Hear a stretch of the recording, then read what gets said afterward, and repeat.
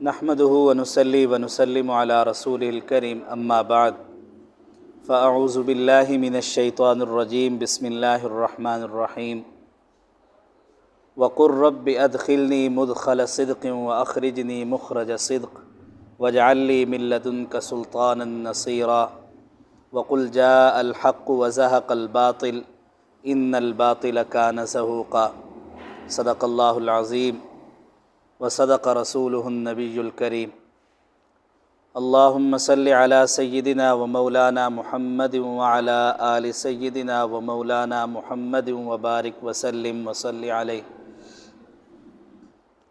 انتہائی واجب الاحترام، قابل صد تکریم، معزز سامعین محترم، 4-5 دن سے آپ لوگ سیرت کورس کے عنوان سے یہاں جمع ہو رہے ہیں، اور یہ بہت بڑی نسبت ہے۔ یہ اتنی بڑی نسبت ہے کہ اس نسبت کو حاصل کرنے کے لیے اللہ نے اپنے منتخب بندے چن کر بندے مقرر فرمائے۔ حضور کی سیرت کا تذکرہ کرنے کے لیے اللہ رب العزت نے ہر ایرے غیرے نتھو خیرے کو جمع نہیں کیا، بلکہ حضور کے تذکرے کے لیے اپنے محبوب بندوں کو جو ہے وہ جمع کیا۔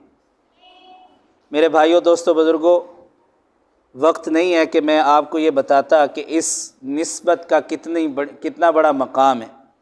چونکہ سبق ہے، کلاس ہے، تو ہم نے سبق پڑھانا ہے، اور یہ جو آگے 2 ڈنڈے لگا رکھے ہیں ان سے مجھے زیادہ ڈر لگ رہا ہے۔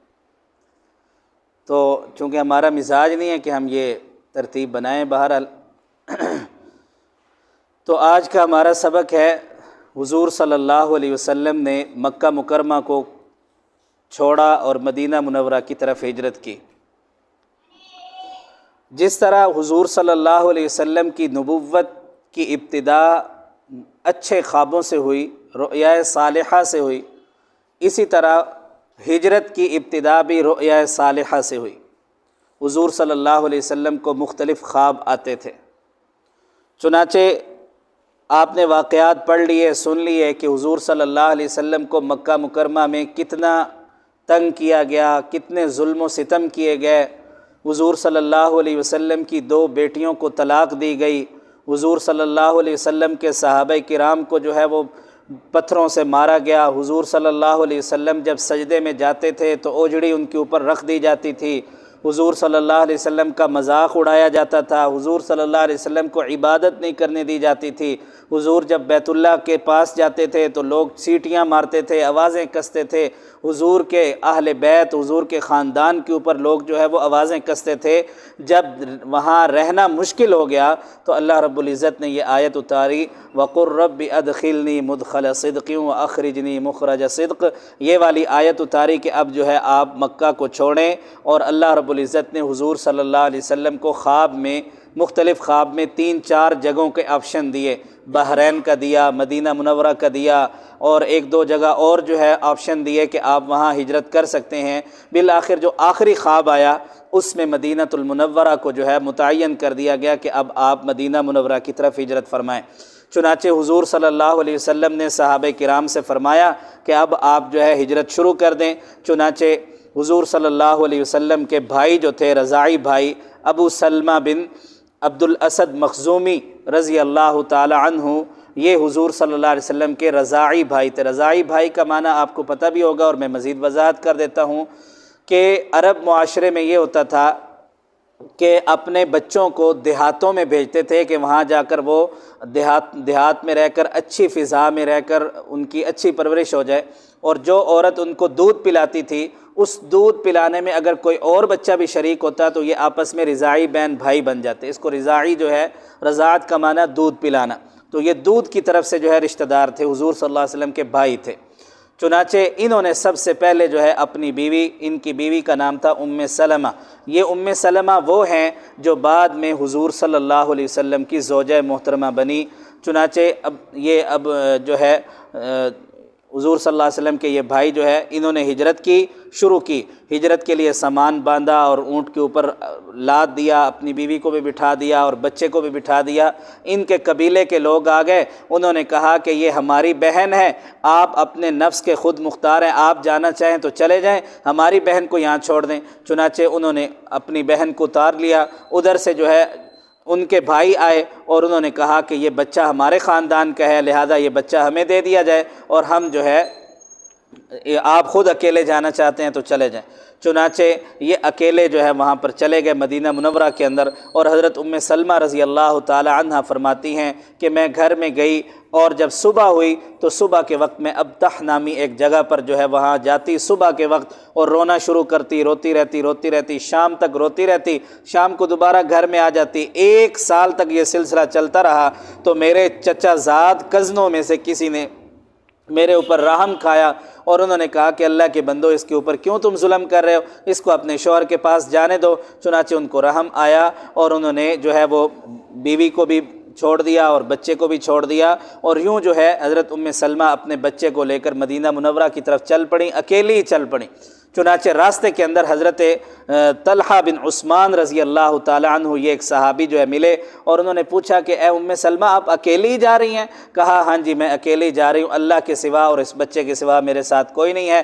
فرماتے ہیں کہ انہوں نے حضرت ام سلمہ کی اونٹنی کی یا جو بھی تھی سواری، اس کی جو ہے مہار پکڑ لی اور مدینہ منورہ جو ہے پہنچا دیا، اور جہاں بھی کہیں راستے میں پڑاؤ کرتے رہتے تو کہتے ہیں کہ ام سلمہ فرماتی ہیں کہ حضرت طلحہ بن عثمان رضی اللہ تعالیٰ اتنے شریف تھے کہ آنکھ اٹھا کر بھی نہیں دیکھا، اور خود بیٹھ جاتے تھے، جب میں اتر جاتی تو وہ سائڈ پہ دور ہو کر وہاں جا کر لیٹ جاتے، اور پھر صبح مجھے سوار کرواتے، اور پھر اس طرح کر کے مدینہ منورہ میں پہنچے۔ تو سب سے پہلے جو ہے یہ ہجرت اس طرح ترتیب میں آئی، اور پھر اس کے بعد سارے صحابہ رضوان اللہ علیہ مجمعین آہستہ آہستہ ہجرت کرنے شروع ہو گئے۔ اب حتیٰ کہ حضور صلی اللہ علیہ وسلم، حضرت ابوبکر اور حضرت علی رضی اللہ تعالیٰ یہ 3 حضرات جو ہے مکہ مکرمہ میں باقی بچ گئے۔ ان کے علاوہ جو باقی صحابہ تھے یا تو وہ معذور تھے، بوڑھے ہو گئے تھے، یا عورتیں تھیں یا بچے تھے، اس کے علاوہ کوئی بھی باقی بہادر بندہ نہیں بچا تھا۔ چنانچہ یہ 3 حضرات تھے، حضرت ابوبکر رضی اللہ تعالیٰ عنہ اور حضور صلی اللہ علیہ وسلم اور حضرت علی رضی اللہ تعالیٰ عنہ، یہ حضرات جو ہے مکہ میں رہ گئے۔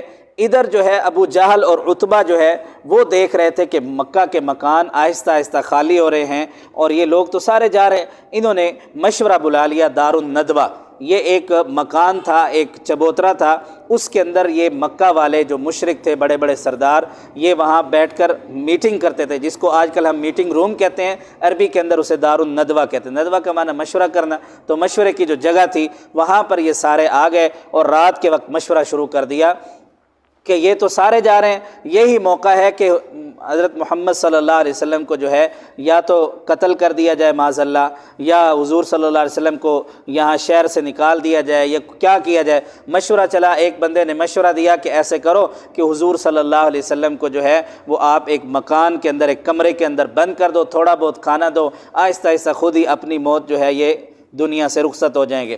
چنانچہ وہاں جب یہ مشورہ بیٹھنے لگا تو ایک ابلیس جو ہے شیطان، وہ ایک بوڑھے کی بند کر دے، پنکھا بند کر دے، ایک بوڑھے کی شکل میں آیا، اور اس نے کہا کہ اے قریش کے سرداران، کیا میں بھی آپ کے اندر بیٹھ سکتا ہوں مشورے کے لیے؟ ہو سکتا ہے میں آپ کو فائدہ پہنچاؤں۔ انہوں نے کہا آپ بیٹھ سکتے ہیں۔ پہلے انہوں نے پوچھا آپ کہاں سے ہیں؟ اس نے کہا میں نجد کا ایک شیخ ہوں، نجد کا ایک بوڑھا ہوں۔ چنانچہ انہوں نے کہا بیٹھ جائیں۔ مشورہ شروع ہوا تو ایک بندے نے کہا کہ آپ اس کو حضور صلی اللہ علیہ وسلم کو خالی مکان کے اندر بند کر دیں، اور وہاں پر جو ہے یہ آپ صلی اللہ علیہ وسلم خود ہی ختم ہو جائیں گے۔ تو اس نے کہا کہ نہیں، یہ شیطان نے جو بوڑھے کی شکل میں تھا، شیخ نجدی، اس نے کہا کہ نہیں، یہ تو مشورہ بڑا غلط ہے۔ آپ کو پتہ ہے کہ حضور صلی اللہ علیہ وسلم کے صحابہ اگر اس بات کو سن لیں گے اور وہ ان کو پتہ چل گیا کہ آپ لوگوں نے حضور کو قید کر لیا ہے، تو وہ آپ کے اوپر ٹوٹ پڑیں گے، اور یعنی آپ کو بھی ختم کر دیں گے اور اپنے ساتھی کو بھی بچا کے لے جائیں گے۔ پھر دوسرے بندے نے مشورہ دیا کہ اچھا پھر یہ ہے کہ ان کو جو ہے نا جلا وطن کر دیتے ہیں، شہر سے نکال دیتے ہیں، اونٹ کے اوپر سوار کر کے اچھے طریقے سے باندھ دیں گے رسیوں سے، اور اسے شہر سے باہر نکال دیں گے، ہماری جان چھوٹ جائے گی۔ تو یہ کہنے لگا شیطان کہ یہ مشورہ تو انتہائی رف مشورہ ہے، فضول بات ہے کیوں؟ اس لیے کہ آپ کو پتہ نہیں کہ اس کے کلام کی شیرینی کتنی ہے، اس کے کلام کی چاشنی کتنی ہے۔ جہاں جاتا ہے لوگ اپنے گرویدہ بنا لیتا ہے، تو اگر یہ جس شہر میں جائے گا وہاں یہ اپنا لشکر تیار کرے گا اور پھر ان سے مل کر ہمارے اوپر جو ہے وہ حملہ آور ہو جائے گا، تو یہ تو مسئلہ خراب ہو جائے گا۔ تو پھر ابو جہل نے یہ مشورہ دیا۔ ابو جہل نے کہا کہ ایسے کرتے ہیں کہ قریش کے ہر خاندان کے ہر لڑی سے ایک ایک نوجوان تیار کرتے ہیں اور وہ سب مل کر جو ہے حضور پر حملہ کریں گے اور حضور کو قتل کر دیں گے۔ اس طرح حضور کا خون جو ہے وہ سارے خاندان کے اوپر جو ہے تقسیم ہو جائے گا، اور سب کے ساتھ تو بنو ہاشم والے جو ہے وہ لڑائی مول نہیں لے سکتے، لہذا وہ چپ کر جائیں گے، دیت کے اوپر معاملہ ختم ہو جائے گا اور بس معاملہ رفع دفع ہو جائے گا۔ چنانچہ یہ مشورہ ہوا۔ شیطان نے کہا کہ واہ واہ، نعرے بھی لگے، واہ واہ کیا زبردست مشورہ دیا۔ چنانچہ اس کے اوپر اتفاق ہو گیا کہ حضور صلی اللہ علیہ وسلم کو معاذ اللہ قتل کر دیں گے۔ چنانچہ حضور صلی اللہ علیہ وسلم، یہ ابھی رات کو مشورہ ہوا، ادھر مشورہ ختم ہوا، ادھر حضرت جبرائیل امین علیہ الصلاۃ والتسلیم حضور صلی اللہ علیہ وسلم کے پاس آئے اور آ کر خبر دی کہ کافر لوگ جو ہے آپ کے خلاف مشورہ کر رہے ہیں اور آپ جو ہے اللہ فرما رہے ہیں کہ آپ ہجرت کریں۔ چنانچہ حضور صلی اللہ علیہ وسلم اگلے دن صبح جو ہے تپتی دھوپ کے اندر دوپہر کے وقت حضرت ابوبکر صدیق رضی اللہ تعالیٰ عنہ کے گھر گئے اور جا کر کہا کہ اللہ کی طرف سے ہجرت کا حکم آ گیا۔ تو حضرت ابوبکر رضی اللہ تعالیٰ عنہ نے عرض کیا اللہ کے رسول آپ مجھے بھی اپنے ساتھ لے جائیں گے؟ تو آپ صلی اللہ علیہ وسلم نے فرمایا کہ ابوبکر آپ کا تو اللہ نے حکم دیا ہے کہ اس کو ساتھ لے کے جانا ہے۔ چنانچہ حضرت ابوبکر رضی اللہ تعالیٰ عنہ خوشی سے رونے لگے۔ اماں عائشہ فرماتی ہیں کہ مجھے اس سے پہلے پتہ نہیں تھا کہ لوگ خوشی میں بھی آنسو بہاتے ہیں، مجھے پہلی دفعہ پتہ چلا کہ لوگ خوشی میں آنسو بہاتے ہیں۔ اپنے والد کو دیکھ کر حضرت ابوبکر رضی اللہ تعالیٰ عنہ نے خوشی میں آنسو بہائے اور عرض کیا اللہ کے رسول میں نے پہلے سے ہی جو ہے 2 اونٹنیاں تیار کر کے رکھی ہیں ہجرت کے لیے، ان میں سے جو اونٹنی آپ کو پسند ہو آپ اس کو لے جائیں۔ چنانچہ حضرت ابوبکر رضی اللہ تعالیٰ نے یہ خواہش پیش کی تو حضور صلی اللہ علیہ وسلم نے انکار فرما دیا۔ حضور نے فرمایا کہ میں مفت میں جو ہے اونٹنی نہیں لوں گا، اونٹنی کا ہدیہ دوں گا۔ چنانچہ حضرت ابوبکر رضی اللہ تعالیٰ نے کیا عاشق رسول تھے، ان کی باتوں کو پڑھ کر اتنا مزہ آتا ہے۔ حضرت ابوبکر نے کہا اللہ کے رسول میری تو خواہش کوئی نہیں ہے، جو آپ فرمائیں گے بس میری بھی وہی مرضی ہے، جو آپ فرمائیں گے میری بھی وہی مرضی ہے۔ اگر آپ اس کو قیمتاً لینا چاہتے ہیں تو میں اس پر راضی ہوں، اگر آپ ہدیتاً لینا چاہتے ہیں تو میں اس پر راضی ہوں، میری کوئی خواہش نہیں، میری وہی خواہش ہے جو آپ کی خواہش ہے۔ تو میرے بھائیوں دوستو بزرگوں، یہاں پہ ایک سوال پیدا ہوتا ہے کہ حضور صلی اللہ علیہ وسلم کے اوپر حضرت ابوبکر رضی اللہ تعالیٰ نے اپنا جان مال اولاد سب کچھ قربان کر دیا تھا، تو اس موقع پر حضور نے اونٹنی کیوں قبول نہیں کی؟ حضور نے باقی ہدیہ تو قبول کی حضرت ابوبکر سے، لیکن اونٹنی قبول کیوں نہیں کی؟ تو اس کا جواب حضرات یہ دیتے ہیں کہ حضور صلی اللہ علیہ وسلم نے فرمایا کہ ایمان کے بعد اس وقت سب سے بڑا عمل جو تھا وہ ہجرت تھا، تو یہ بہت بڑی عبادت تھی، یہ اسلام اور کفر کے درمیان فرق تھا۔ جو ہجرت کرتا تو وہ مسلمان ہے، جو ہجرت نہ کرتا استطاعت رکھنے کے باوجود تو اس کو کافر شمار کیا جاتا۔ تو حضور نے فرمایا کہ اتنی بڑی عبادت میں اپنی جان مال کے ذریعے جو ہے وہ اللہ کے سامنے پیش کرنا چاہتا ہوں۔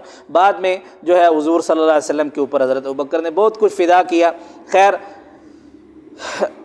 اب جو ہے حضرت ابوبکر رضی اللہ تعالیٰ عنہ سے پلان بنا کر حضور صلی اللہ علیہ وسلم گھر آئے اور حضرت علی رضی اللہ تعالیٰ عنہ کو بلایا اور فرمایا کہ علی لوگوں کی امانتیں میرے پاس پڑی ہیں۔ اب یہاں دیکھیں حضور صلی اللہ علیہ وسلم کی صداقت، حضور کی دیانتداری کا اندازہ لگائیں کہ لوگ کافر ہیں، حضور کے جان کے دشمن ہیں، لیکن اپنی امانتیں حضور کے پاس ہی رکھواتے تھے اور کسی کے اوپر اعتماد نہیں ہوتا تھا۔ چنانچہ حضور صلی اللہ علیہ وسلم نے اپنی امانتیں اس سختی کے عالم میں، اس مشکل حالات میں بھی حضور نے کسی کی امانتوں کے اوپر قبضہ نہیں کیا۔ حضور صلی اللہ علیہ وسلم کو یہی خیال ہوا، حضور صلی اللہ علیہ وسلم نے حضرت علی رضی اللہ تعالیٰ عنہ کو فرمایا کہ لوگ میری جان کے دشمن ہیں، وہ حملہ کرنے کے لیے آئیں گے، آپ میرے بستر کے اوپر جو ہے لیٹ جائیں اور لوگوں کی امانتیں صبح واپس کر کے پھر آپ جو ہے مکہ کی طرف آئیں، مدینہ کی طرف آئیں۔ چنانچہ سبز چادر کے اندر حضرت علی رضی اللہ تعالیٰ عنہ لیٹ گئے۔ ادھر آدھی رات کا وقت ہوا اور لوگوں نے حضور صلی اللہ علیہ وسلم کے مکان کا گھیراؤ کر لیا۔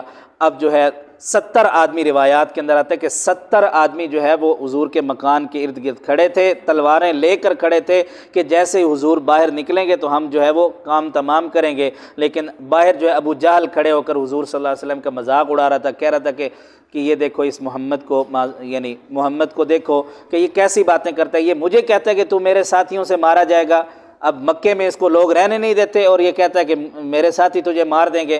حضور صلی اللہ علیہ وسلم نکلے، انہوں نے فرمایا کہ جی ہاں ایسے ہی ہوگا کہ تجھے جو ہے میرے ساتھی ماریں گے اور تو ختم ہو جائے گا اور جہنم میں ڈال دیا جائے گا اور میرے ساتھی جنت میں چلے جائیں گے۔ حضور جب گھر سے نکلے تو گھر سے ہی ایک مٹھی مٹی کی اٹھائی اور ان کے سروں پر ڈالی، فَأَغْشَيْنَاهُمْ فَهُمْ لَا يُبْصِرُونَ، یہ والی آیت پڑھتے ہوئے ان کے اوپر ڈال دی۔ اللہ رب العزت نے اس ایک مٹھی مٹی کو جو ہے کفار کی آنکھوں کے اندر ڈال دیا، وہ آنکھیں ملتے رہے اور حضور صلی اللہ علیہ وسلم بغیر کسی تکلیف کے، بغیر کسی مشقت کے گھر سے نکلے اور حضرت ابوبکر رضی اللہ تعالیٰ عنہ کے پاس چلے گئے اور ادھر جو ہے کفار کھڑے تھے۔ اب ایک بندہ گزرا، اس نے کہا کہ اے قریش والو تم کس کے لیے کھڑے ہو، کس کا انتظار کر رہے ہو؟ کہا کہ ہم محمد کا انتظار کر رہے ہیں، وہ جیسے ہی نکلے گا تو ہم اس کا کام تمام کر دیں گے۔ انہوں نے کہا اللہ کے بندو وہ تو تمہارے سروں میں مٹی ڈال کے یہاں سے چلا بھی گیا۔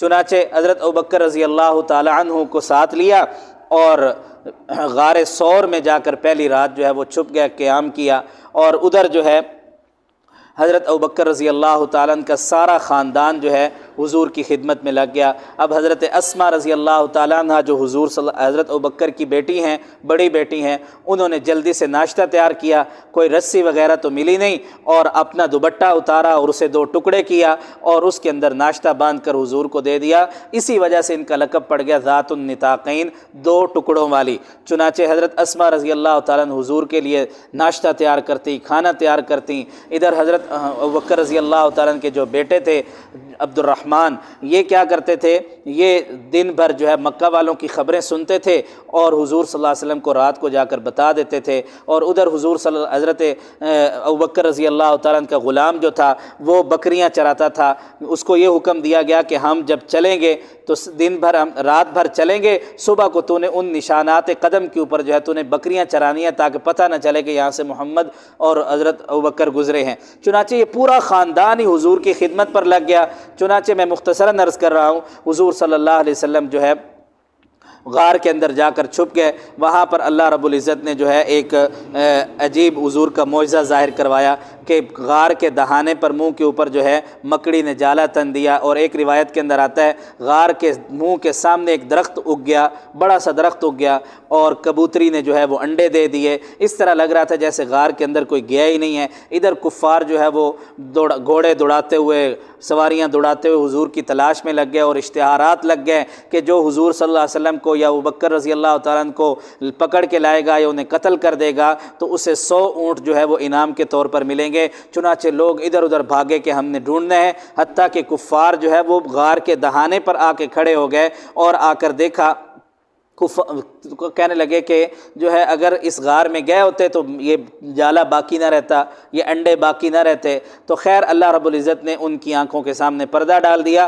اب حضرت ابوبکر رضی اللہ تعالیٰ غار کے اندر موجود ہیں اور ان کفار قریش کے قدم دیکھ رہے ہیں، اور اندر حضور کو کہہ رہے ہیں کہ اللہ کے رسول اب تو ہم پکڑے گئے، یہ کفار اگر تھوڑا سا پاؤں کی طرف دیکھیں گے تو ہمیں دیکھ لیں گے۔ حضور صلی اللہ علیہ وسلم نے فرمایا ابوبکر ما ظنک باثنین، اے ابوبکر تیرا ان 2 کے بارے میں کیا خیال ہے؟ اللہ ثالثہما، جن کا تیسرا اللہ ہو، جن کی مدد کرنے والا اللہ ہو۔ چنانچہ حضور صلی اللہ علیہ وسلم نے فرمایا لا تحزن، اے ابوبکر آپ غم نہ کرو۔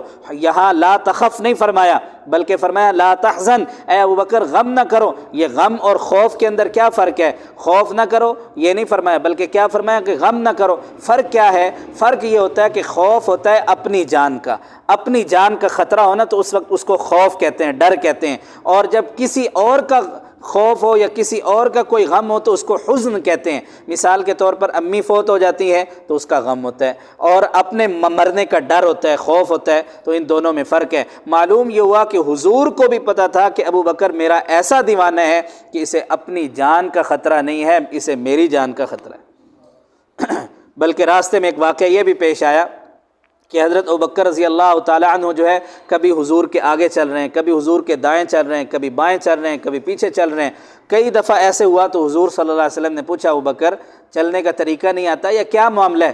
عرض کیا اللہ کے رسول صلی اللہ علیہ وسلم جب مجھے خطرہ ہوتا ہے کہ پیچھے سے کوئی آ جائے گا تو میں پیچھے ہو جاتا ہوں، جب مجھے دائیں سے خطرہ ہوتا ہے تو دائیں آ جاتا ہوں، بائیں سے خطرہ ہوتا ہے تو بائیں آ جاتا ہوں، آگے سے خطرہ ہوتا ہے تو آگے آ جاتا ہوں۔ فرمایا کہ اللہ کے رسول حضور نے فرمایا کہ ابوبکر اس کا مطلب یہ ہے کہ تجھے اپنی جان کا ڈر نہیں ہے؟ میری جان کا ڈر ہے؟ کہنے لگے اللہ کے رسول میرے جیسے تو جانثار آپ کو ہزاروں مل جائیں گے، لیکن آپ جیسا نبی، آپ کے بعد چونکہ دروازہ نبوت بند ہے، اس لیے جو ہے میں آپ کی حفاظت پر لگا ہوا ہوں۔ اور غار کے اندر بھی جب جانے لگے تو حضور کو فرمایا کہ اللہ کے رسول آپ ٹھہر جائیں، میں اندر جا کر پہلے غار کو صاف کرتا ہوں۔ چنانچہ مشہور واقعہ ہے، غار کو صاف کیا اور اپنے جسم سے کپڑے اتار کر جو ہے پٹکا وغیرہ اتار کر سوراخ بند کیا، اب کوئی اور چیز تھی نہیں، ایک سوراخ کے اوپر جو ہے اپنا پاؤں رکھ دیا اور حضور صلی اللہ علیہ وسلم کو اب بلایا کہ اے اللہ کے رسول اب تشریف لائیں۔ چنانچہ کالے سانپ نے جو ہے وہ حضرت ابوبکر رضی اللہ تعالیٰ عنہ کے پاؤں کے اوپر ڈسا اور حضرت ابوبکر رضی اللہ تعالیٰ عنہ کی آنکھ سے آنسو نکلے۔ آپ یہاں اندازہ لگائیں، چونکہ یہ خطیبانہ انداز نہیں، وگرنہ میں آپ کو تڑپا دیتا۔ حضور صلی اللہ علیہ وسلم حضرت ابوبکر کی گود کے اندر ہیں اور حضرت ابوبکر بیٹھ کر جو ہے حضور کو دیکھ رہے ہیں، دیدار کر رہے ہیں، اس قرآن کا مطالعہ کر رہے ہیں۔ حضرت ابوبکر رضی اللہ تعالیٰ عنہ کو جب سانپ نے ڈسا، تکلیف برداشت نہ ہوئی، آنکھوں سے آنسو نکلے، اللہ نے فرمایا کہ ابوبکر تو نے حضور کے لیے تکلیف کو برداشت کیا، اب میں تیرے آنسوؤں کی قیمت کیا لگاتا ہوں، تیرے آنسو زمین پہ نہیں گرنے دوں گا، تیرے آنسو تیری جھولی میں گرنے نہیں دوں گا، تیرے آنسو حضور کے جسم پر نہیں گرنے دوں گا، بلکہ حضور کے رخسار پر گرے ہیں جن کو اللہ نے والضحیٰ کہا ہے، جس کے چہرے کی اللہ نے قسمیں کھائی ہیں۔ یہ وہ چہرہ ہے جب آسمان کی طرف اٹھے تو اللہ رب العزت قبلے کو تبدیل فرما دیتے ہیں، یہ وہ چہرہ ہے جس کو تکنے کے لیے 70,000 فرشتے روزانہ جو ہے اترتے ہیں۔ میرے بھائیوں، دوستوں، بزرگوں، حضور صلی اللہ علیہ وسلم کہ جب جو بندہ حضور کی ذات کے لیے ذرہ برابر ادنا سی خدمت کرتا ہے، اللہ اس کی لاج رکھتے ہیں، اللہ اسے ضائع نہیں ہونے دیتے، اللہ اس کو اس جہان میں بھی عزت دیتے ہیں، اس جہان میں بھی عزت دیتے ہیں۔ تو میرے بھائیوں، دوستوں، بزرگوں، یہ نسبت رسول ہے، یہ تو ہم خوش قسمت لوگ ہیں کہ اللہ رب العزت نے ہمیں یہاں جمع کیا۔ اور یہ جو ہم جمع ہے نا، اس بات کو ذہن میں رکھیں کہ ہم یہ چونکہ ہم تو کسی دنیاوی مقصد کے لیے یہاں جمع نہیں ہوئے، بلکہ ہمارا نام لے کر فرشتے حضور کو بتا رہے ہیں کہ اے اللہ کے رسول آپ کے چند دیوانے لوہارا والی مسجد میں بیٹھ کر آپ کے تذکرے کے لیے بیٹھے ہیں اور آپ پر درود و سلام جو ہے وہ اس کے ہدیے بھیج رہے ہیں۔ میرے بھائیوں، دوستوں، بزرگوں، یہ عام سی بات نہیں، بڑی بات ہے۔ تو میرے بھائیوں، دوستوں، بزرگوں، حضرت ابوبکر رضی اللہ تعالیٰ عنہ کا یہ واقعہ بڑا لمبا ہے۔ چنانچہ اس ہجرت کے سفر کے اندر حضرت ابوبکر کی بڑی قربانیاں، پورا گھرانہ ہی حضرت ابوبکر رضی اللہ تعالیٰ عنہ کا، یہ پورا گھرانہ حضور کا خادم بن کر جو ہے نظر آتا ہے۔ چنانچہ حضرت ابوبکر رضی اللہ تعالیٰ عنہ اور حضور نے 3 راتیں جو ہے اس غار کے اندر گزاریں، اور پھر اس کے بعد ایک واقعہ پیش آیا۔ سراقہ بن مالک جو ہے، یہ بعد میں مسلمان ہو گئے تھے، صحابی رسول بن گئے تھے۔ یہ سراقہ بن مالک جو ہے حضور صلی اللہ علیہ وسلم کو اور حضرت بکر کو تلاش کرنے کے لیے نکلا اور دیکھ لیا کہ حضور وہ جا رہے ہیں، تو حضور صلی اللہ علیہ وسلم کو حضرت ابوبکر نے عرض کیا اللہ کے رسول اب تو ہم پکڑے گئے، اب تو ہم جو ہے وہ قید ہو گئے، اب ہم آگے نہیں جا سکتے۔ حضور نے فرمایا کہ آپ غم نہ کریں، اللہ خیر فرمائیں گے، اور سراقہ کے لیے حضور نے بد دعا کی۔ چنانچہ اس کے گھوڑے کے 2 پاؤں اس پتھریلی زمین کے اندر دھنس گئے۔ اب پتھریلی زمین ہے جہاں پر دھنسنے کا کوئی امکان نہیں ہے، لیکن گھوڑے کے دونوں پاؤں اس کے اندر دھنس گئے اور وہ پریشان ہو گیا، اس کو پتہ چل گیا کہ یہ اللہ کے نبی ہیں۔ چنانچہ اس نے معافی مانگی اور کہا کہ اللہ کے رسول آپ دونوں میرے لیے دعا کر دیں، میں آپ سے معاہدہ کرتا ہوں کہ آپ کا کسی کو نہیں بتاؤں گا، آپ کا کسی کو نہیں بتاؤں گا۔ چنانچہ حضور صلی اللہ علیہ وسلم نے اس کے لیے دعا کی اور اس کے گھوڑے کے دونوں پاؤں نکلے۔ ایک روایت کے اندر آتا ہے کہ یہ واقعہ 3 دفعہ پیش آیا، وہ 3 دفعہ حضور کے پیچھے بھاگا۔ تیسری مرتبہ حضور نے فرمایا کہ اے سراقہ تیرا کیا عالم ہوگا جب کیسر و کسریٰ کے کنگن تیرے ہاتھوں کے اندر پہنائے جائیں گے۔ چنانچہ بعد میں خیر یہ مسلمان ہو گیا، اور حضرت عمر رضی اللہ تعالیٰ عنہ کے دور میں جب کیسر و کسریٰ فتح ہوا تو اس وقت حضرت عمر رضی اللہ تعالیٰ عنہ نے سراقہ بن مالک کو بلوایا اور کہا سراقہ بن مالک کہاں ہے، اور یہ کنگن جو ہے اس کے ہاتھ میں ڈالے گئے اور کہا کہ میرے نبی نے یہ پیشین گوئی کی تھی، آج اس کے پورے ہونے کا وقت ہے۔ تو خیر حضور صلی اللہ علیہ وسلم اور حضرت ابوبکر جو ہے مدینہ منورہ کے قریب پہنچ گئے اور قباء نامی جگہ پر جو ہے وہ پہنچے، اور ادھر جو ہے حضرت علی رضی اللہ تعالیٰ عنہ بھی امانتیں دے کر جو ہے وہ مدینہ منورہ کی طرف آ گئے۔ حضرت علی رضی اللہ تعالیٰ عنہ فرماتے ہیں کہ میں اپنی ساری زندگی اس رات سے پہلے اور اس رات کے بعد کبھی بھی سکون سے نہیں سویا، مجھے ڈر ہی رہتا تھا کہ کہیں موت نہ آ جائے، لیکن اس رات میں سکون سے سویا کیونکہ حضور نے فرما دیا تھا کہ صبح امانتیں دے کر آپ نے مدینے میں مجھے آ کر ملنا ہے۔ مجھے یقین تھا کہ آج کی رات موت نہیں آئے گی، کیونکہ اللہ حضور کی بات کو رد نہیں کرتے۔ چنانچہ حضرت علی رضی اللہ تعالیٰ عنہ پیچھے پہنچ گئے، قباء کے اندر حضور صلی اللہ علیہ وسلم نے قیام کیا، اور یہاں پر حضور صلی اللہ علیہ وسلم نے سب سے پہلے جو ہے مسجد بنائی، مسجد قباء کے نام سے مسجد قباء بنی، اور 2-3 دن حضور صلی اللہ علیہ وسلم نے یہاں پر قیام فرمایا۔ پھر اس کے بعد حضور صلی اللہ علیہ وسلم آگے مدینہ منورہ کی طرف جو ہے وہ تشریف لے گئے۔ راستے میں ایک محلہ نام اس کا میرے ذہن سے اتر گیا، اس محلے کے اندر جو ہے جمعہ کا وقت آ گیا، تو جمعہ کی نماز وہاں مسجد بنائی گئی اور وہاں پر جمعے کی نماز ادا کی گئی، اور پھر اس کے بعد حضرت ابوبکر رضی اللہ تعالیٰ عنہ اور حضور صلی اللہ علیہ وسلم کو حضرت طلحہ رضی اللہ تعالیٰ عنہ یا حضرت زبیر رضی اللہ تعالیٰ عنہ، یہ 2 حضرات جو ہے یہ شام کی طرف سے تجارت کا قافلہ لے کر واپس آ رہے تھے، اور حضور سے ملاقات ہو گئی، تو ان دو میں سے کسی ایک صحابی نے حضرت ابوبکر اور حضور صلی اللہ علیہ وسلم کو 2 سفید جوڑے پیش کیے۔ پھر حضور صلی اللہ علیہ وسلم نے اور حضرت ابوبکر نے وہ سفید جوڑے پہنے، اور یوں جو ہے پھر مدینہ منورہ کی طرف جو ہے وہ جانے لگے۔ اور ایک صحابی آئے اور انہوں نے اسلام قبول کیا، اور پھر عرض کیا اللہ کے رسول جو ہے میری چاہت یہ ہے کہ جب آپ مدینہ منورہ میں داخل ہوں تو آپ کے ہاتھ میں جھنڈا ہونا چاہیے، جھنڈا لے کر جو ہے آپ جو ہے وہ چلیں۔ تو حضور صلی اللہ علیہ وسلم نے اپنا امامہ مبارک اتارا اور اس کو وہ سوٹی کے اوپر باندھ کر دیا اور فرمایا کہ یہ جھنڈا ہے۔ چنانچہ یہ صحابی جو ہے جھنڈا لے کر، یہ 3 4 5 جتنے بھی ساتھی تھے یہ سارے جو ہے مدینہ منورہ کی طرف روانہ ہوئے۔ اب مدینہ منورہ میں عالم یہ تھا کہ ان کو پہلے ہی پتہ چل گیا تھا، چونکہ ہجرت کا سفر شروع تھا، صحابہ کرام آ جا رہے تھے، تو انہوں نے پہلے ہی بتا دیا۔ اب یہ مدینہ کے جو لوگ تھے یہ روزانہ مدینے سے باہر نکلے، شہر سے باہر آتے تھے، اور دوپہر تک جو ہے حضور کا انتظار کرتے، جب حضور نظر نہ آتے تو واپس چلے جاتے۔ چنانچہ جو ہے کئی دن تک یہ سلسلہ جاری رہا۔ ایک دن عین دوپہر کے وقت یہ واپس جانے ہی لگے تو ایک یہودی شخص کھڑا تھا، اس نے پہاڑی کے اوپر کھڑا تھا، اس نے دیکھ لیا حضور نظر آ گئے، اور اس نے آواز دے دی کہ او بھائی تمہاری خوشخبری آ گئی، تمہارے انتظار کی گھڑیاں ختم ہو گئیں۔ اب سارے لوگ جو ہے بھاگے بھاگے آئے، اور جو ہے صحابہ کرام فرماتے ہیں، مدینے کے رہنے والے جو صحابہ وہ کہتے ہیں کہ اس سے پہلے اور اس کے بعد ہم نے کبھی ایسا منظر نہیں دیکھا کہ سارے مدینے والے اس پر خوش ہوتے نظر آئے۔ چنانچہ سارے لوگ باہر آ گئے، اور کوئی شعر پڑھ رہا ہے، کوئی جو ہے وہ نعرے مار رہا ہے اللہ اکبر، نعرے تکبیر، اور کوئی کہہ رہا ہے اللہ کے رسول ہمارے ماں باپ آپ کے اوپر قربان ہوں، اور بچیاں جو ہے وہ شعر پڑھ رہی ہیں طلع البدر علینا من ثنیات الوداع وجب الشکر علینا ما دعا للہ داعی، یہ اشعار پڑھ رہی ہیں، اور حضور صلی اللہ علیہ وسلم جو ہے اس عشاق کے درمیان سے گزر رہے ہیں اور سب کو سلام کر رہے ہیں، لوگ سلام کر رہے ہیں، لوگ حضور کے اوپر درود پڑھ رہے ہیں، خوشی کا عالم تھا۔ حضور صلی اللہ علیہ وسلم مدینہ منورہ میں داخل ہوئے۔ اب سارے صحابہ کی خواہش یہ تھی کہ حضور ہمارے گھر میں تشریف لائیں۔ ہر کوئی کہتا ہے اللہ کے رسول یہ میرا غریب خانہ ہے، آپ اس کے اوپر جو ہے شفقت فرما دیں، نظر کرم فرما دیں۔ حضور نے فرمایا کہ نہیں، یہ اونٹنی من جانب اللہ مأمور ہے، اس کو اللہ نے جہاں کا حکم دیا ہے وہ وہیں جا کر رکے گی۔ چنانچہ حضرات فرماتے ہیں صحابہ کرام کہ حضور صلی اللہ علیہ وسلم نے جو ہے اونٹنی کی مہار کو چھوڑ دیا۔ اب اونٹنی ایک جگہ پر بیٹھی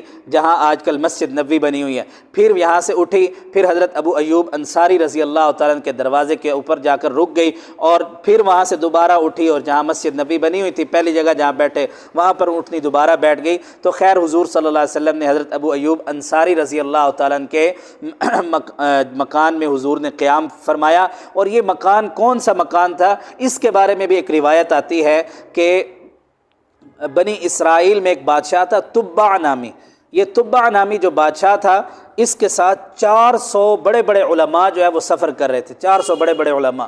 تو جب ان کا گزر اس مدینہ منورہ کھجوروں والی، یہ ان کو اہل النخلہ بھی کہتے ہیں، اور اس کو یثرب بھی کہا جاتا ہے، یعنی کھجوروں والی جگہ، چنانچہ یہاں کھجوریں زیادہ جو ہے اگتی تھیں۔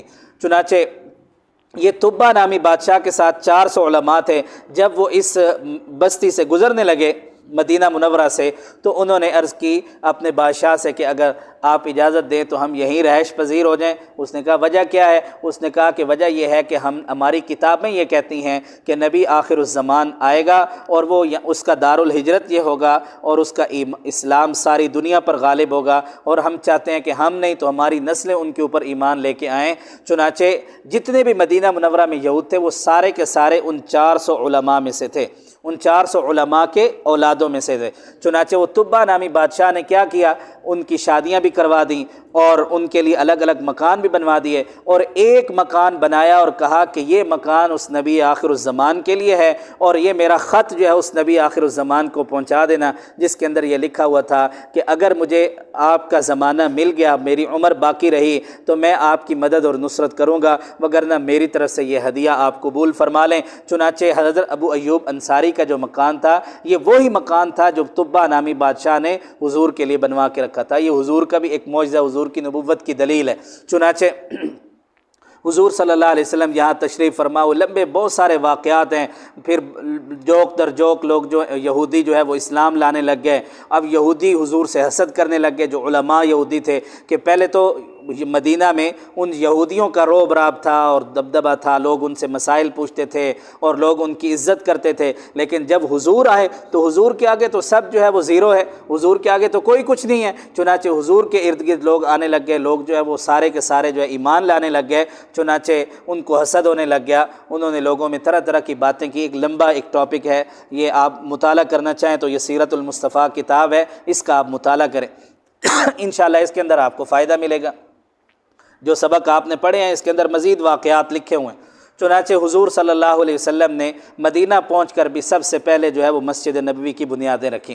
مسجد نبوی کی جگہ جو ہے جی دو یتیم بچوں کی تھی، چنانچہ یہ جس کی کفالت میں تھے، یعنی اس اپنے چچا کی کفالت میں تھے، تو بچوں نے کہا کہ اللہ کے رسول ہم یہ زمین ہدیتاً دینا چاہتے ہیں۔ حضور نے فرمایا کہ نہیں، میں ان کی قیمت ادا کروں گا، اور حضور صلی اللہ علیہ وسلم نے حضرت ابوبکر سے فرمایا کہ ان کی قیمت ادا کر دیں۔ چنانچہ مسجد نبوی کی سب سے پہلے جو زمین خرید کر دی گئی وہ حضرت ابوبکر نے خرید کر دی۔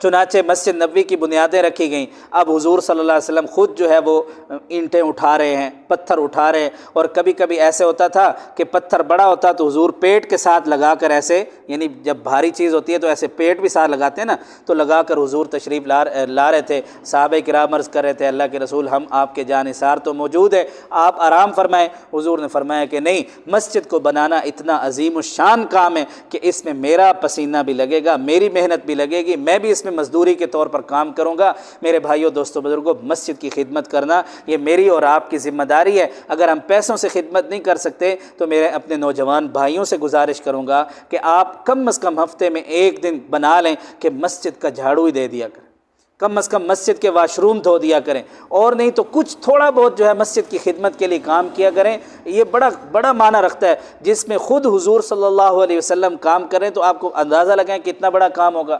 چنانچہ خیر حضور صلی اللہ علیہ وسلم جو ہے یہاں جب مسجد نبوی بن گئی، اب مسجد نبوی میں جب حضور تشریف لائے تو بیت المقدس کی طرف منہ کر کے نماز پڑھ رہے تھے بیت المقدس کی طرف۔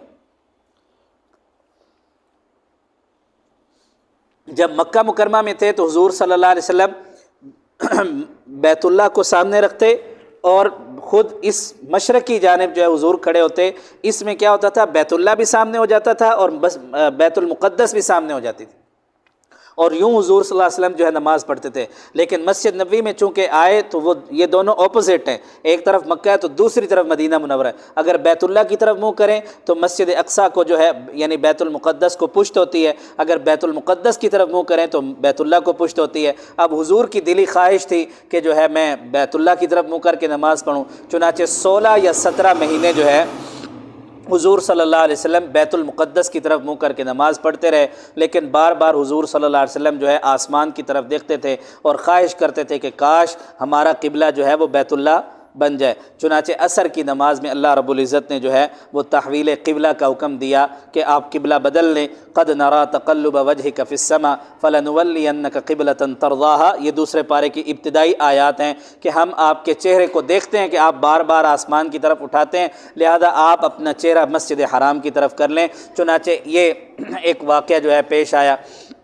پھر شروع میں جو ہے وہ 2 نمازیں جو ہے وہ فرض کی گئی تھیں، عصر اور غالباً ظہر کی نماز شاید تھی، یہ نمازیں پہلے فرض تھیں، پھر بعد میں معراج جب اللہ نے حضور کو نصیب فرمایا تو 5 نمازیں فرض ہو گئیں اور 2 رکعتیں پڑھتے تھے، اور پھر اس کے بعد جو ہے مغرب کی 3 رکعتیں اور باقی 2 رکعتیں۔ پھر اللہ رب العزت نے جب مدینہ منورہ میں حضور تشریف لائے تو ظہر، عصر اور عشاء کی 4 رکعتیں کر دیں، فجر کی اور مغرب کی وہی رکعتیں ہیں جو پہلے رکعتیں تھیں۔ چنانچہ حضور صلی اللہ علیہ وسلم مدینہ منورہ میں آئے تو تحویل قبلہ ہوا، پھر اس کے بعد مسجد یہ رکعتیں بڑھا دی گئیں اور یہ واقعات جو ہے وہ رونما ہوئے۔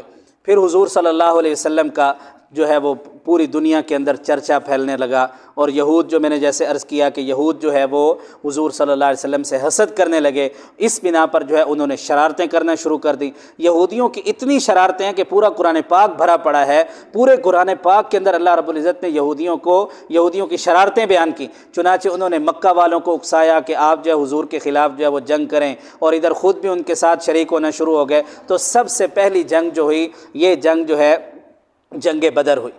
جنگ بدر کے اندر جو ہے، یہ مختصراً عرض کرتا ہوں، جنگ بدر کے اندر جو ہے یہ چونکہ ابتدائی زمانہ تھا، صحابہ کرام جو ہے وہاں ظلم و ستم سے نکل کر مکہ کو چھوڑ کر مدینہ منورہ میں آئے، اور یہاں پر حضور نے جو ہے اب جو مکہ سے مہاجر صحابہ کرام آئے تھے ان کی اپنی تو جگہ وہاں تھی نہیں، کاروبار تھا نہیں، کوئی نظام تھا نہیں۔ حضور نے مواخات قائم فرمائی، مہاجرین اور انصار کے درمیان بھائی بھائی بنایا، بھائی چارہ قائم کیا۔ چنانچہ کسی نے اتنی قربانیاں دیں، کسی نے کہا کہ آپ ہماری زمین لے لیں، کسی نے کہا آپ ہمارا ایک مکان لے لیں، حتیٰ کہ ایک صحابی نے تو یہ کہا تھا کہ میرے پاس 2 بیویاں ہیں، ان میں سے آپ جس پر ہاتھ رکھے میں اس کو طلاق دے دوں گا اور آپ اس سے شادی کر لیں۔ اتنی قربانیاں مہاجرین انصار صحابہ نے دیں، اور حضور صلی اللہ علیہ وسلم کو وہاں پر بڑی خوشی ملی۔ تو ابھی پہلا سال ہی تھا کہ جو ہے ادھر سے مشرکین مکہ نے شرارتیں شروع کر دیں، یہودیوں نے مل کر شرارتیں شروع کر دیں، اور جو ہے پہلی جنگ بدر جو ہے وہ پیش آئی۔ اس میں 313 صحابہ کرام جو مخلص صحابہ کرام تھے وہ تھے، اور ادھر کفار کا 1000 کا لشکر تھا۔ یہ ایک لمبا واقعہ ہے کہ کس طرح جنگ بدر پیش آئی، اور جنگ بدر میں کیا کیا قربانیاں لگیں، اور یہ رمضان کا مہینہ تھا، روزے بھی رکھے ہوئے تھے، گرمی کا موسم تھا، اور صحابہ کرام جو ہے ان کو پہلا یہ جنگ کا حکم ملا، اور چنانچہ اللہ رب العزت نے ان 313 کو جو ہے وہ قرآن پاک میں اللہ تعالیٰ نے بیان فرمایا، کم من فئۃ قلیلۃ غلبت فئۃ کثیرہ، کہ کتنا کیا ہی وہ منظر تھا کہ جب تھوڑے سے لشکر نے بڑے لشکر کے اوپر غلبہ پا لیا۔ اللہ رب العزت نے جنگ بدر میں مسلمانوں کو اور حضور صلی اللہ علیہ وسلم کو فتح نصیب فرمائی، اور اس کے بعد پھر جنگ احد ہوئی، اور جنگ احد کے اندر بھی حضور صلی اللہ علیہ وسلم کی بڑی قربانیاں لگیں۔ حضور کے دندان مبارک شہید کیے گئے، حضور صلی اللہ علیہ وسلم کو تیر لگائے گئے، اور ان تیروں سے بچانے کے لیے حضرت ابو طلحہ انصاری رضی اللہ تعالیٰ عنہ اپنے ہاتھ کے اوپر جو ہے وہ تیر لے رہے تھے۔ حضرت ابوبکر فرماتے ہیں، رأیت طلحہ ید طلحہ شلاء، کہ میں نے حضرت ابو طلحہ کا ہاتھ دیکھا کہ وہ سارے کا سارا شل تھا، 35 یا 36 جو تیر تھے حضرت ابو طلحہ رضی اللہ تعالیٰ عنہ کے بازو کے اوپر لگے، اور ادھر بہت سارے صحابہ کرام نے قربانیاں دیں۔ آپ کا اگر ذوق اور شوق ہو تو اس کے اوپر آپ مطالعہ بھی کر سکتے ہیں، انشاءاللہ اس کے اندر آپ کو بڑا فائدہ ہوگا۔ چنانچہ حضور صلی اللہ علیہ وسلم کے درمیان میں ایک واقعہ رہ گیا کہ جب نماز کی باری آئی، مسجد نبوی بن گئی، اب مشورہ یہ ہوا کہ اب لوگ جو ہے وہ دور دراز سے آتے ہیں تو ان کو ایک وقت میں جماعت کے لیے جمع کرنا، اس کا کیا طریقہ کار ہونا چاہیے۔ کسی نے مشورہ دیا کہ آپ جو ہے آگ جلا لیں، حضور نے فرمایا کہ نہیں، یہ مجوسیوں کا طریقہ کار ہے کہ وہ آگ جلاتے ہیں۔ پھر فرمایا گیا کہ آپ کیا کریں، ناقوس بجائیں، یہ ایک سیٹی ٹائپ ہوتا تھا کہ آپ وہ سیٹی بجائیں اور لوگ جمع ہو جائیں گے۔ فرمایا کہ نہیں، یہ تو نصارہ کا جو ہے طریقہ کار ہے، اور ایک بوق ڈھول کی طرح ایک جو ہے وہ ڈھول بجائیں۔ تو چنانچہ حضور صلی اللہ علیہ وسلم نے ان تینوں طریقوں کو ناپسند فرمایا۔ ابھی کوئی فیصلہ نہیں ہوا تھا کہ مجلس برخاست ہو گئی، اور پھر رات کو صبح کے وقت جب آئے تو حضرت زید بن حضرت کیا نام ہے، نہیں، حضرت زید بن عبد ربی ہی یہ صحابی ہے، ان کو خواب کے اندر جو ہے وہ عبداللہ بن زید بن عبد ربی ہی، حضرت عبداللہ بن زید بن عبد ربی ہی جو ہے یہ حضور کے پاس آئے اور آ کر عرض کی، اللہ کے رسول، رات خواب کے اندر جو ہے میں نے دیکھا کہ اس طرح جو ہے ایک بندہ جا رہا تھا، اس کے ہاتھ میں ناقوس تھا، ایک سینگ ٹائپ جو سیٹی تھی، میں نے اس کو کہا کہ کیا آپ اس کو بیچنا چاہتے ہیں؟ انہوں نے کہا نہیں، میں بیچنا چاہتا ہوں۔ آپ کیا کرنا ہے؟ آپ نے کیا کرنا ہے؟ انہوں نے کہا ہم نے لوگوں کو نماز کے لیے جمع کرنا ہے، تو ہم چاہتے ہیں کہ چلو اس کے ذریعے ہم لوگوں کو جمع کر لیں۔ تو اس خواب میں اس بندے نے کہا کہ کیا میں آپ کو اس سے اچھا اور بہتر طریقہ نہ بتاؤں؟ کہا آپ بتا دیں۔ چنانچہ وہ آذان جو ابھی مغرب میں آپ نے سنی، یہی آذان جو ہے اس نے سکھائی اور اقامت بھی سکھائی۔ صبح کے وقت حضرت عبداللہ بن زید رضی اللہ تعالیٰ عنہ حضور صلی اللہ علیہ وسلم کے پاس آئے اور آ کر عرض کیا، اللہ کے رسول، رات خواب کے اندر میں نے یہ دیکھا۔ حضور نے فرمایا کہ ہاں یہ خواب سچا ہے، اور میں نے معراج کی رات جب مسجد اقصیٰ میں جو ہے سب انبیاء کرام نے نماز پڑھی تھی، اس وقت جبرائیل امین نے یہی اذان دی تھی اور یہی اقامت کہی تھی۔ فرمایا کہ بلال کو آپ سکھا دو، کیونکہ بلال کی آواز بلند ہے، وہ اذان بھی دے گا۔ چنانچہ حضرت بلال رضی اللہ تعالیٰ نے اذان دی تو حضرت عمر رضی اللہ تعالیٰ عنہ کے کانوں میں یہ الفاظ پڑے تو وہ چادر کو گھسیٹتے ہوئے، یعنی کپڑے سمیٹتے ہوئے بھاگ کر مسجد میں آئے اور کہا کہ قسم ہے اس ذات کی جس نے آپ کو حق کے ساتھ بھیجا ہے کہ یہی خواب کے اندر میں نے یہی الفاظ سنے ہیں جو حضرت عبداللہ بن زید نے سنے۔ تو یہ اصل میں حضور صلی اللہ علیہ وسلم کو جو ہے معراج کی رات دکھایا گیا تھا کہ یہ اذان کے کلمات ہیں، لیکن اللہ حضور کے صحابہ سے حضور کے دین کو منوانا چاہتے تھے اور حضور کی حقانیت کو ثابت کرنا چاہتے تھے، اس لیے صحابہ کرام کے خواب میں جو ہے یہ اذان کے کلمات آئے اور یوں جو ہے یہ اذان کی ابتدا ہوئی۔ تو میرے بھائیوں، دوستوں، بزرگوں، حضور صلی اللہ علیہ وسلم کی سیرت کے اندر بڑے واقعات ہیں۔ یہ میں ایک درمیان میں واقعات چونکہ رہ جاتے ہیں، ہمارا یہ فن نہیں ہے، اللہ تعالیٰ ہمیں شوق اور ذوق نصیب فرمائے کہ ہم بھی اس کام میں لگیں اور جو ہے ہم بھی اس کام کو آگے لے کر چلیں اور حضور کا تذکرہ کریں۔ درمیان میں ایک واقعہ اور بھی رہ گیا، وہ بھی بڑا ایمان افروز واقعہ ہے۔ حضور صلی اللہ علیہ وسلم جب مکہ مکرمہ سے نکلے، غار سے نکلے اور مدینہ منورہ کی طرف جا رہے تھے تو راستے میں ام معبد کی جھونپڑی نظر آئی۔ ام معبد ایک عورت کا نام ہے، اس کی جھونپڑی نظر آئی اور حضور صلی اللہ علیہ وسلم نے ساتھیوں کو بھیجا کہ جاؤ اس جھونپڑی سے پتہ کرو کہ کوئی کھانے پینے کا سامان ہے یا نہیں۔ چنانچہ وہاں پتہ کیا گیا، انہوں نے کہا کہ کھانے پینے کا سامان تو نہیں ہے۔ حضور صلی اللہ علیہ وسلم خود تشریف لے گئے۔ حضور نے دیکھا ایک کونے کے اندر چھوٹی سی بکری کا بچہ کھڑا ہوا تھا اور عرض کی، حضور صلی اللہ علیہ وسلم نے فرمایا کہ یہ بکری کا بچہ آپ اگر دے دیں تو اس سے ہم دودھ نکال لیں۔ ام معبد کہنے لگی کہ اے فلاں شخص، اے مہمان، اس میں بھلا بکری، اس میں دودھ کہاں سے آ سکتا ہے؟ یہ تو چھوٹا ہے، یا یہ بیمار بکری ہے، اس میں دودھ نہیں ہے۔ تو حضور نے فرمایا کہ ادھر لاؤ، ہم اس میں سے نکالتے ہیں۔ چنانچہ حضور صلی اللہ علیہ وسلم نے اس کے تھنوں کے اوپر ہاتھ پھیرا تو اس کے تھن جو ہے وہ دودھ سے بھر گئے اور حضور صلی اللہ علیہ وسلم نے ایک بڑا برتن منگوایا اور اس کے اندر دودھ دویا اور دودھ نکالا اپنے ہاتھوں سے، اور پھر سب سے پہلے حضور صلی اللہ علیہ وسلم نے ام معبد کو دیا کہ لے بھائی اب پی، اور انہوں نے سیر ہو کر پیا، پھر سارے صحابہ نے پیا، حضور نے بھی پیا، اور پھر اس کے بعد دوبارہ ایک برتن منگوایا اور اس کے اندر دودھ نکال کے رکھ دیا اور پھر حضور صلی اللہ علیہ وسلم آگے چل دیے۔ اب شام کے وقت جو ہے ابو معبد یعنی ام معبد کے جو شوہر تھے یہ آئے، انہوں نے کہا کہ یہ کیسے ہے کہ دودھ کہاں سے آ گیا اور اتنا زیادہ دودھ کہاں سے آ گیا اور یہ خوشبوئیں آ رہی ہیں؟ تو انہوں نے بتایا کہ آج یہاں سے ایک بزرگ شخص گزرا ہے، یہ ساری اس کی کرامات ہیں۔ تو حضرت ابو معبد نے کہا کہ اچھا مجھے ذرا اس کا نقشہ اور حلیہ تو بتاؤ۔ چنانچہ ام معبد نے نقشہ اور حلیہ بتایا کہ یوں خوش نما چہرے والا، یوں جو ہے وہ روشن پیشانی والا، اور یوں جو ہے اس کا لوگ اس کے اوپر جان نچھاور کرنے والے ہیں، اور یوں جو ہے حضور صلی اللہ علیہ وسلم کا نقشہ کھینچا تو کہنے لگا کہ یہ تو وہی قریشی ساتھی ہے جو نبوت کا دعویٰ کرتا ہے، میں بھی اس سے جا کر ملوں گا۔ چنانچہ بعد میں یہ پیچھے سے گئے اور انہوں نے جا کر حضور صلی اللہ علیہ وسلم پر ایمان قبول کر لیا۔ تو یہ حضور صلی اللہ علیہ وسلم کی ساری زندگی جو ہے وہ معجزات سے بھری ہوئی ہے اور برکات سے بھری ہوئی ہے، خیر و برکت سے بھری ہوئی ہے۔ تو حضور صلی اللہ علیہ وسلم جب مدینہ منورہ میں گئے تو سب سے پہلا کیا کام کیا؟ مسجد بنائی۔ سب سے پہلا کیا کام کیا؟ مسجد بنائی۔ اب مسجد تو ہمارے محلے میں بنی ہوئی ہے، اب اس کو آباد کرنے کی باری ہے، آباد کرنے کی باری ہے۔ یہ میری اور آپ کی ذمہ داری ہے کہ ہم نے مسجد کو کیسے آباد کرنا ہے۔ مسجد نبوی کے اندر جو ہے حضور صلی اللہ علیہ وسلم نے کیسے آباد کیا؟ مسجد نبوی ہی دار الندوہ تھا، یہیں لوگ مشورہ بھی کرتے تھے، یہیں پر لوگ جو ہے وہ جو صحابہ کرام جن کا کوئی ٹھکانہ نہیں ہوتا تھا ان کا مسجد نبوی کے اندر ایک حجرہ بنایا گیا جس کو صفہ کہا جاتا ہے، اس کے اندر ٹھہرتے تھے۔ یہی حضور صلی اللہ علیہ وسلم کی مہمان گاہ تھی، لوگ آتے تھے یہیں پر ٹھہرتے تھے اور اسی میں لوگوں کے فیصلے ہوتے تھے، یہی عدالت تھی، سب کچھ یہی تھا۔ آج ضرورت ہے کہ ہم نے مسجد کو آباد کرنا۔ تو مسجد کو آباد کرنے کا ایک ذریعہ یہ بھی ہے کہ یہ چھوٹے چھوٹے مختلف کورسز جو ہوتے ہیں، یہ حضور کی سیرت کے کورس ہیں، دیگر کورسز ہیں، ان کو ہم جو ہے کامیاب کریں۔